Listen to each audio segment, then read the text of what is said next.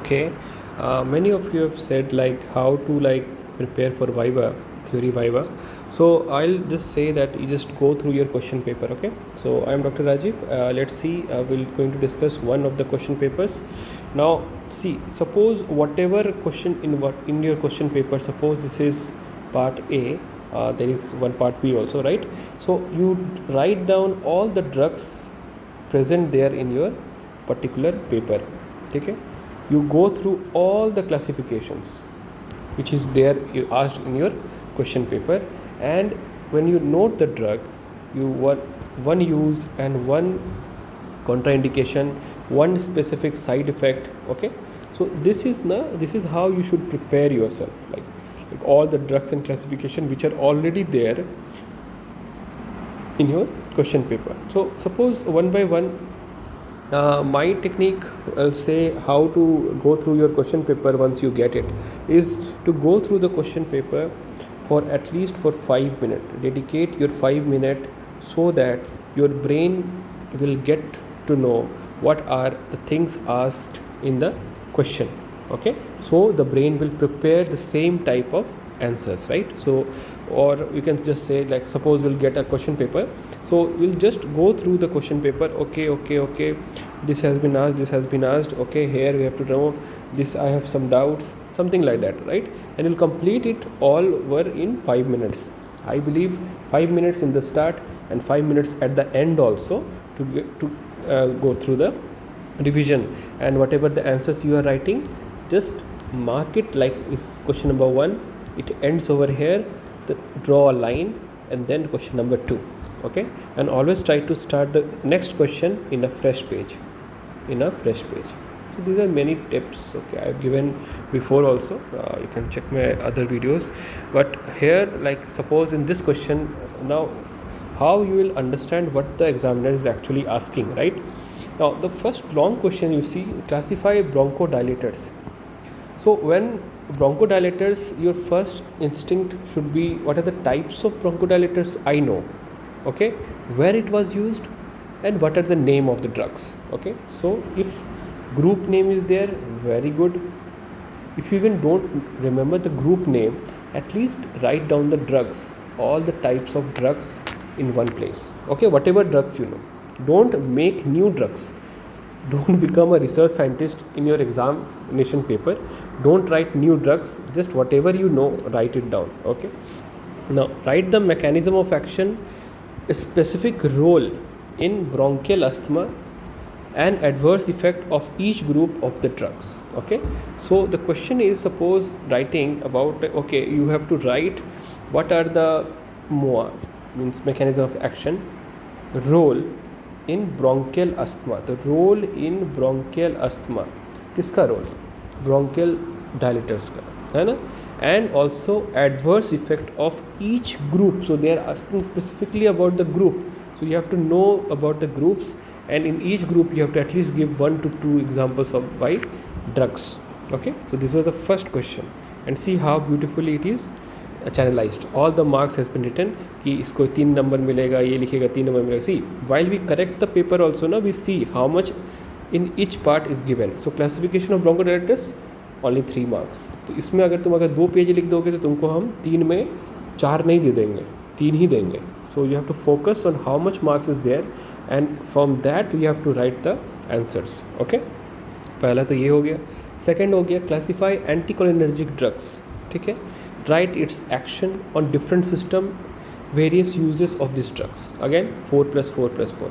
तो you know कहाँ कहाँ uses में है, ठीक है, एक्शन है और क्लासिफिकेशन, ये तीनों में मार्क्स बटे हुए हैं. ठीक है, so if they are asking on the different system, so you have to write all the systems at one place.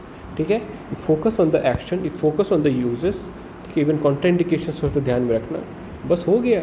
और ये पूरा सारे सिस्टम्स को एक साथ आप लिख के अगर आप लिखिएगा, आपको मतलब 12 नंबर में आराम से 10 नंबर तो आराम से मिल जाएगी, अगर आप टेबल बना के भी अगर लिखते हैं तो. ठीक है, don't have to write 7 pages. ठीक है, इसको 12 नंबर के लिए नहीं, आपको 2 पेज में ही कंप्लीट हो सकता है अगर आप अच्छे से लिखिएगा तो.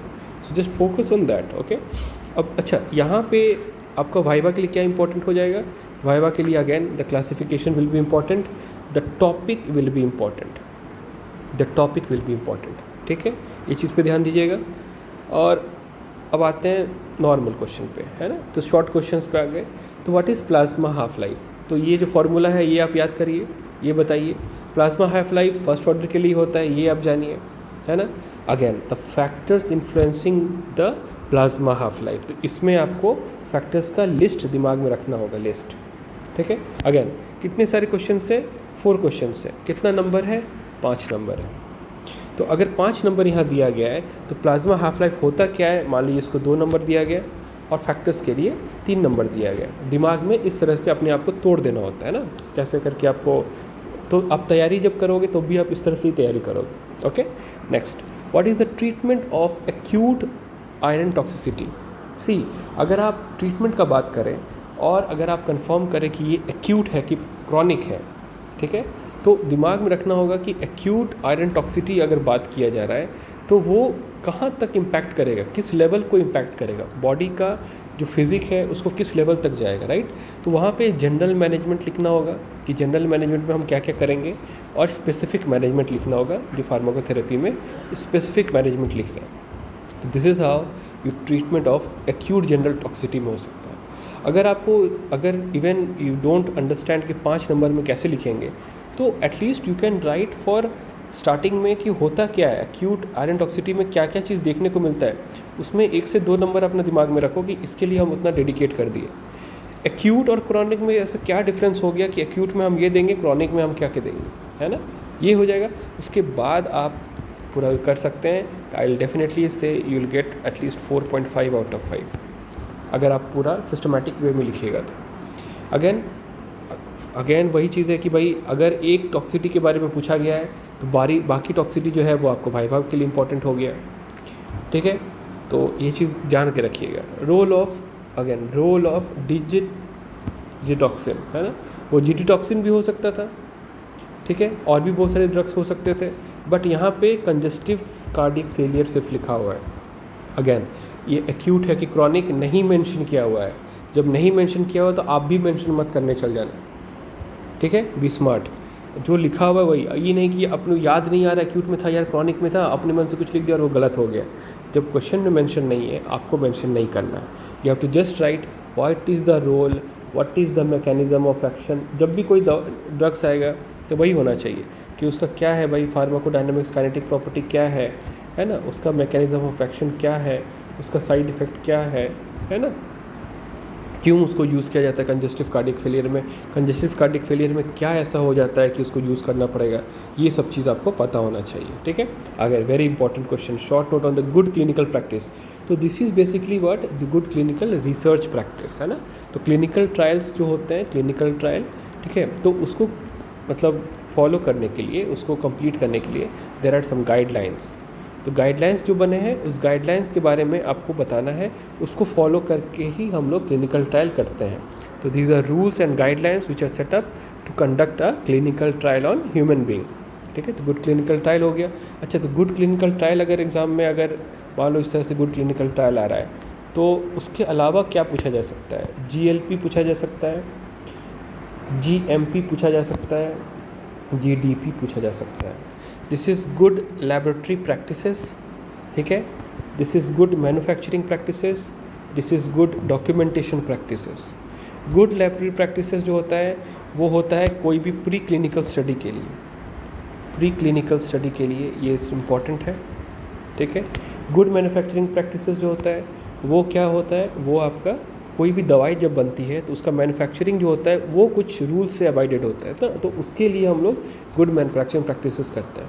और जो भी हम रिसर्च करते हैं उसका डॉक्यूमेंटेशन बहुत इंपॉर्टेंट है, चाहे वो इन्फॉर्म्ड कंसेंट के बारे में हो, इन्फॉर्म्ड रिटन कंसेंट के बारे में हो, ठीक है, या फिर तुम्हारा स्टडी किस तरह से हो रहा है, ब्लाइंडेड स्टडी हो रहा है क्या, ठीक है, तो क्या क्या मतलब प्राइमरी जो इन्वेस्टिगेटर होता है PI को क्या क्या चीज़ पता है, क्या क्या नहीं पता है, पेशेंट को क्या पता है क्या नहीं पता है, right. There are many things which are present, but इन सारे चीज़ का डॉक्यूमेंटेशन सही से होना चाहिए। That is a good documentation practices. ठीक है, ये चीज़ याद रखिएगा। अगेन ग्रुप C में अगर देखिएगा तो आपका कितना सारे पढ़ना है, 2 और 3 5, सो 5 है। 5 का 2 नंबर मिला, ओनली 2 मार्क्स। जब आपको पता चल गया कि भैया सिर्फ 2 ही नंबर मिलेगा, जितना भी लिख देंगे, तो पूरा पेज आप नहीं लिखने जाइएगा, आप टू द पॉइंट लिखिएगा और आप सिर्फ बताइएगा कि क्यों, what is the therapeutic basis of the use of ACE inhibitor को हम नेफ्रोपैथी पेशेंट में काहे देंगे, ठीक है, कब देंगे, what is the protective role है क्या, ये हम चीज़ को देखेंगे, है ना। एसिटाजोलामाइड एक्चुअली किस क्लास का ड्रग है, कार्बोनिक एनाइड्रेज इनहिबिटर, उसको ग्लाकोमा में काहे देंगे, ठीक है, तो टाइप क्या है और उसको क्यों देंगे, है ना। तो बस इतना ही काफ़ी है, थोड़ा सा दे के बताना है। उसके बाद ब्रोमहेक्सिन, ये दवाई किस तरह का दवाई है, उसको म्यूकोलाइटिक के हिसाब से हम लोग देते हैं इन कफ। अगेन किस तरह का कफ है, ऑब्वियसली वेट कफ। वेट कफ में म्यूकोलाइसिस करना पड़ता है ना, इसमें कफ को तोड़ना पड़ता है ना, तो उसमें हम लोग ये देखेंगे, उसमें मैकेनिज़्म आपको जानना ज़रूरी है। अगेन स्पेसर क्या होता है, अगर मान लीजिए ये इन्हेलर है, अगर ये इन्हेलर का मैंने जो फ़ोटो बनाया, उसको पकड़ते भी ऐसा ही है कि इसका जो थंब रहता है ये ऊपर में रहता है और नीचे जो होता है वो 2 फिंगर्स होता है, 2 फिंगर्स नीचे और 1 थंब ऊपर, ऐसे करके इसको पकड़ना होता है। और एक स्पेसर होता है जो आपका वाइवा टेबल में भी ये रखा रहेगा एक स्पेसर। स्पेसर का रोल क्या है, इसका नॉर्मल जो हम लोग सिर्फ इन्हेलर यूज़ करते हैं या फिर एक स्पेसर को यूज़ करने से एक्स्ट्रा क्या ऐसा हो जाता है कि हम लोग उसको यूज़ करते हैं, इसका क्या बेनिफिट है या नुकसान है, क्यों करते हैं। तो मीटर डोज इन्हेलर जो होता है उसमें जो डोज रहते हैं इसमें वो मीटर्ड होता है, जैसे ये 12 लिखा हुआ है तो मतलब 12 डोज बचा हुआ है ना, इस तरह से मीटर्ड रहता है। आप वाइवा टेबल में इस चीज़ को आप देखिएगा, दोनों अवेलेबल है, ठीक है, स्पेसर को भी और इन्हेलर को भी, ठीक है। उसमें क्या ड्रग्स है उसके बारे में पूछा जा सकता है ना, उसमें क्या क्या प्रिकॉशंस हैं वो पूछा जा सकता है। अच्छा, अगेन डोब्यूटामीन का role in the cardiogenic shock, ठीक है, तो क्यों दिया जाता है डोब्यूटामीन, वाई नॉट डोपामीन को क्यों नहीं दिया जाता है, अगर दिया जाता है तो कैसे दिया जाता है, क्या करना होता है, ये सब के बारे में जानना होगा, है ना। यहाँ पे इन्फ्यूजन पम्प के बारे में जानना है, there is role of infusion pump, ये कार्डियोजेनिक शॉक क्या होता है और डोब्यूटामीन का क्यों दिया जाता है, शॉर्ट में लिखिएगा, जानिएगा। इन्फ्यूजन पम्प आपका वाइवा में क्वेश्चन पूछा जा सकता है। Explain why, again explain why कितना नंबर है भाई, उसको देखेंगे तो 2 नंबर है, तो 2 नंबर है, एकदम टू द पॉइंट लिखना है। मतलब low molecular weight heparin, LMWH, low molecular weight heparin जो है उसको नॉर्मल हेपेरिन जो स्टैंडर्ड हेपेरिन होता है उसके जगह में इसको यूज़ करते हैं। तो भाई पक्का स्टैंडर्ड में कोई ना कोई डिमेरिट रहा होगा, कुछ डिमेरिट रहा होगा, और लो मॉलिकुलर वेट जो हेपेरिन है उसमें कुछ एडवांटेज रहा होगा, इसीलिए इस एडवांटेज के चलते बस ये एडवांटेज को आपको बताना है, आपको 2 में 2 मिल जाएगा डायरेक्ट, ठीक है। ये 1 लाइन का भी हो सकता है, 3 लाइन का भी हो सकता है, 1 पेज का कभी नहीं होता ये सब, ठीक है, टू द पॉइंट लिखना होता है। उसके बाद न्यूस्टिग्मिन यूज्ड इन माइस्थेनिया ग्रेविस, तो पूछा जा सकता है कि भाई फाइसोस्टिग्मिन काहे नहीं यूज़ करते हैं, काहे न्यूस्टिग्मिन करते हैं, और अगर न्यूस्टिग्मिन आ गया माइस्थेनिया ग्रेविस में यूज़ बता दिया तो भाई बाकी और कहाँ कहाँ यूज़ कर सकते हैं। स्कॉर्पियन बाइट में हम क्या यूज़ करते हैं, ठीक है, प्राजोसिन यूज़ करते हैं, न्यूस्टिग्मिन कहाँ कहाँ यूज़ करते हैं उसके बारे में आप पढ़ लीजिएगा। सोडियम नाइट्रोक्लोराइड जो है हाइपरटेंसिव इमरजेंसी में यूज़ करते हैं। फिर से कौन कौन सी दूसरी दवाइयाँ हैं जिसको हम लोग हाइपरटेंसिव इमरजेंसी में यूज़ कर सकते हैं, और हाइपरटेंसिव इमरजेंसी और हाइपरटेंसिव अर्जेंसी में क्या डिफरेंस है, ये आपका एक टिपिकल क्वेश्चन है वाइवा का, ठीक है। अगेन स्ट्रेप्टोकाइनेस का infusion is used in the myocardial infarction, ठीक है, तो क्या एडवांटेज है भाई, उनका इन्फ्यूजन यूज़ करके क्या मिलेगा, ओरल के देंगे तो क्या हो जाएगा, ठीक है, दूसरा रूट से देंगे तो क्या होगा, ये सब के बारे में आपको जानना चाहिए। आइसोप्रीम जो है उसको प्री मैच्योर लेबर में यूज़ करते हैं, भाई काहे यूज़ करते हैं यही पूछा जा रहा है, और कौन सी दवाइयाँ हैं जिसको यूज़ किया जा सकता है, ये एग्जामिनर एक वाइवा में क्वेश्चन पूछ सकता है कि कितना तुम्हारा कंसेप्ट है, तुम कितना बार क्वेश्चन पेपर को देखा, ये इंपॉर्टेंट हो गया। उसी तरह से क्या हो गया, डिफरेंस जब भी करना आएगा तो हमेशा याद रखना कंपेयर करना है आपको, आप या तो उसके साथ मिला के पॉइंट बताइए जो सिमिलर भी हो और एक डिफरेंस है, ठीक है, तो ध्यान रखिएगा। बायो ट्रांसफॉर्मेशन में फ़ेज़ 1 और फ़ेज़ 2 रिएक्शन के बारे में पूछा गया है, जो फ़ेज़ 1 तो एटलीस्ट 5 पॉइंट्स आपको लिखना चाहिए, जब 5 नंबर का ये है तो 5 नंबर का है तो 5 पॉइंट लिखना है, एग्जाम्पल ज़रूर देना है। हमको पता है आप लोग बहुत सारे लोग एग्जाम्पल्स नहीं लिखे होंगे, ठीक है, बट ये एग्जाम्पल्स याद रखिएगा, इसमें से कम 2 एग्जाम्पल ज़रूर याद रखिएगा, ठीक है। अगेन फुरोसिमाइड और थायज़ाइड डायबिटिक्स के बारे में है, देखो दोनों का बेसिकली क्या है, एक लूप डायबिटिक्स हो गया और एक थायज़ाइड डायबिटिक्स हो गया। दोनों का लगभग सब कुछ सेम होता है, ठीक है। तो ये भी लिखना है। और सिर्फ कैल्शियम में डिफरेंस होता है। एक जो लूप डायोटिक्स होता है, it loses calcium, is loses calcium, calcium को लूज़ करता है, और ये प्रिजर्व करता है, इट प्रिजर्व कैल्शियम। कहाँ पे? ब्लड में। और लूज़ कहाँ करेगा? यूरिन में। तो यहाँ पे क्या होगा? कैल्शियम का कमी हो जाएगा, कर देगा, और यहाँ पे क्या होगा? कैल्शियम को बढ़ के आएगा, है ना। तो ये चीज़ दोनों में डिफरेंस हो गया, और भी बहुत सारी डिफरेंस है, बट आप जान के रखना, ठीक है। Again atropine hyoscine, atropine hyoscine में यूजेस बताओ भाई, पहले क्या होता है, किस क्लास का ड्रग है, कैसा उसको यूज़ किया जाता है, और कहाँ कहाँ है। एट्रोपिन सब्स्टिट्यूट जो है आपका एंटीकोलिनर्जिक आ ही चुका है, शॉर्ट आपको वाइवा में पूछा जा सकता है, what do you mean by atropine substitute, यहाँ पे क्या है, इसमें क्यों करते हैं, ग्लाइकोपाइरोलेट का क्या यूज़ है ना। एट्रोपिन सब्स्टिट्यूट पूछा जा सकता है आपको, केस बेस्ड स्टडी, ठीक है। इसमें अगर क्वेश्चन अगर पूछेगा 3+2। Again a 35-year-old male was injected with drug x by IV route, okay, IV route से दिया जा रहा है, इसका मतलब एक तरह का इमरजेंसी हो सकता है, ठीक है। Just after the injection patient had bronchospasm, laryngospasm, hypotension.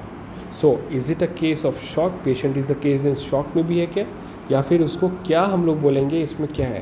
तो is it anaphylaxis, is it anaphylaxis, जो टाइप ऑफ रिएक्शन जो हुआ, क्या एनाफाइलेक्सिस है, ठीक है। अगर है तो उसका मैकेनिज़्म क्या है, और उसको फिर मैनेज कैसे करेंगे। अगर एनाफाइलेक्सिस है तो एक तरह का ये एडवर्स ड्रग रिएक्शन हो गया, तो उसको एविल और डेक्सोना से हम लोग ये करेंगे। याद रखिएगा, एविल में फेनिरामीन होती है, ठीक है। इसमें ब्लड विजन्स और नोजिया, इस तरह की बहुत सारी चीज़ होती है, सीडेटिव होता है, नींद होता है इससे, है ना। जान के रखना कि there are like cetirizine type का होता है, but these are life saving, these are life saving, इससे लाइफ नहीं जाता किसी का, ठीक है। दीज आर लाइफ सेविंग, ठीक। और this is very important. Again manage कैसे करना है, तो भाई मैनेज तो करना ही है, पेशेंट पार्टी को कैसे मैनेज करना है, ये अगला क्वेश्चन पूछा। In the above mention problem patient attendant blames you for this reaction and they are violent. तो क्या करना है, कैसे मैनेज करोगे। सबसे पहले consent and counselling, consent and counselling, proper consent के बाद आप ट्रीटमेंट स्टार्ट कीजिए, और पेशेंट को, पार्टी को समझाइए कि भाई हम ये सब कर रहे हैं बचाने का, पेशेंट रिस्क में है, कुछ भी हो सकता है, हम गारंटी नहीं ले सकते, ठीक है। पेशेंट पार्टी मैनेजमेंट बहुत इंपॉर्टेंट होता है, ठीक है। तो नहीं तो फिर वो आप ही को, अटेंडेंट जो है आप ही को ब्लेम करेगा, फिर मारपीट शुरू कर देगा, ठीक है। सो और सबसे इम्पॉर्टेंट बात है कॉल फॉर हेल्प। हमेशा कुछ भी हो अकेले कभी काम मत करना, कहीं इमरजेंसी हो या कुछ भी हो, ठीक है, कभी भी अकेले काम नहीं करना चाहिए, even you are a boy और अ गर्ल, ठीक है। बिकॉज तुम लोग पढ़ना 5 stages of grief, 5 stages of grief जो डेथ के बाद होता है, ठीक है। जिसमें एंगर जो होता है, डिनाइल होता है, बहुत सारी चीज़ होता है, बट एंगर जो होता है ना स्टेज 2 में आता है। और ये एंगर के फेज़ के सामने, अगर पेशेंट पार्टी के सामने अगर आप प्रेजेंट हो गए तो वहीं पे आपको मारेगा वो, इसलिए भाग जाओ वहाँ से, ठीक है। उसको सब कुछ समझा के वहाँ से आप चुपचाप निकल जाइए, ठीक है। समझ रहा है, डेथ रिपोर्ट बनाना है, वहाँ से निकल जाओ। एंगर के समय में पेशेंट पार्टी के सामने में ज़्यादा नहीं रहना है, वो चीज़ को समझाना है उनको, डिनाइल फेज में उनको समझा के वहाँ से निकल जाना है। पूरा काउंसलिंग, पूरा कंसेंट सब कुछ करके फिर वहाँ से निकलना है, लेकिन ज़्यादा देर वहाँ नहीं रहना है, बस ये चीज़ याद रखना, भूलना नहीं। What is your ethical responsibility in this condition, क्या क्या एथिक्स क्या क्या हो सकता है, ठीक है। आई एम श्योर कि आफ्टर डेथ किस तरह का ये या कोई रिएक्शन हो गया उस तरह के बाद आप क्या ये करोगे, यू ऑलरेडी नो, राइट।